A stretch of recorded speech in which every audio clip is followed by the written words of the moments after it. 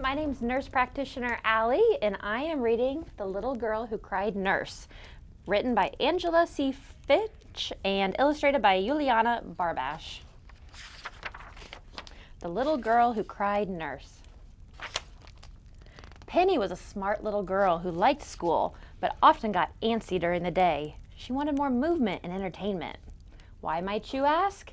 She was not allowed to talk to her friends during silent reading. She was not allowed to use her math tools as toys, and she was not allowed to move around during small groups. Then one day, as Penny sat quietly, she thought of a plan to entertain herself.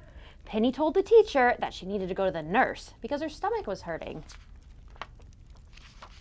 As she skipped down the hallway, she stopped to look at the bulletin boards and even stopped at her friend's class and peeped inside and waved. When she arrived at the nurse's office, she told the nurse that her stomach was hurting, but now it wasn't. The nurse smiled a little smile and sent Patty back to class. Penny took the long way back to class, stopped for a drink of water, and to look at all the fifth graders' art displays. The next day, Penny remembered the fun she had on the nurse adventure, so when she was done with lunch, she told the lunch lady that she needed to go to the nurse because her ankle hurt. As she skipped down the hallway, she stopped by the office to say hi to the secretary, and then swung by the gym to see the kindergartners playing kickball. The nurse was surprised to see Penny back so soon. When the nurse heard that Penny had a sore ankle, she gave her an ice pack, but noticed that Penny was just playing with it. The nurse smiled and sent Penny back to the lunchroom. Again, Penny took the long way back, stopped for a drink of water, and to watch the janitor fix a dent in the door. Penny was loving her daily adventures, so the next day she decided to go back to see the nurse again. She told her teacher she had a headache. As she skipped down the hallway, she stopped by the music room and listened to a song being sung by the second graders. She then stopped by the counselor's office, but no one was there.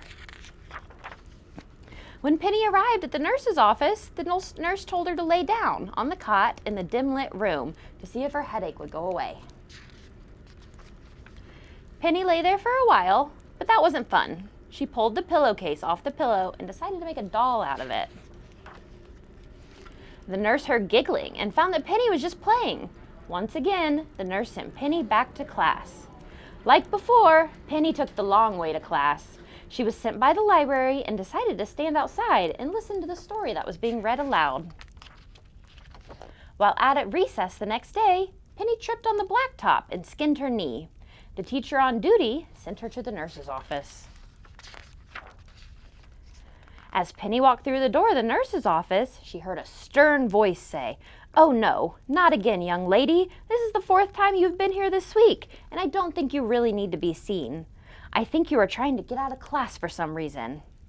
Penny took one look at the unsmiling nurse, pointed to her knee, and burst into tears. The nurse saw Penny's injury and fixed it right away.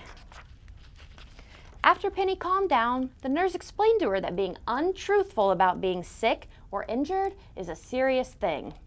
When the nurse spends her time on non-injuries and non-sicknesses, that leaves less time for her to care for children who really need her attention. Nurses also have paperwork and other obligations, so to waste a nurse's time or anyone's time is not responsible. Also, when adults find you to be untruthful, it will be hard for them to trust you when they really need you to.